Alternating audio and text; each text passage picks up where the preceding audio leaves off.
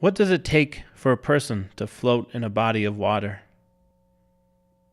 When that water begins to move, how must the body contort to counter the flow? What does it take to stay breathing and stationary?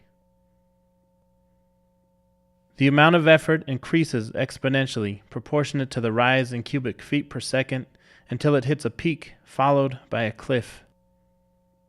The body resists until it fails, then becomes a part of the river. When my children are thirsty, they ask for agua. When they cry, I ask them, ¿Qué pasó, chiqui? They, like I did with my parents, answer in English. I think of how this language felt in the mouths of my father's parents, both immigrants to Colombia.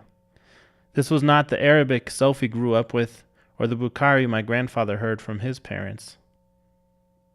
What words did they plant in their children's tongues? The winter of 1983 brought fantastic snow to Colorado Springs. It was the perfect introduction to our new city.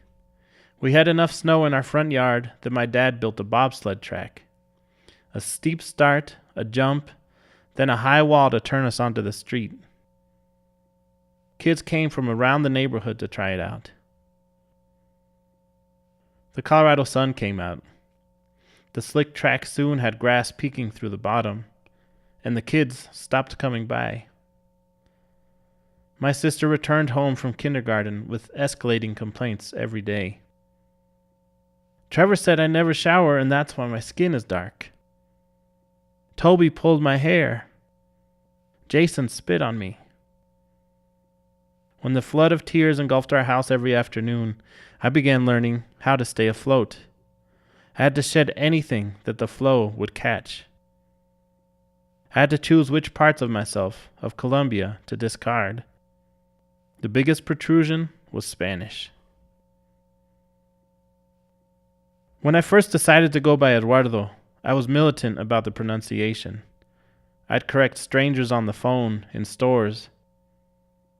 My name was in Spanish, and they had to learn to say it.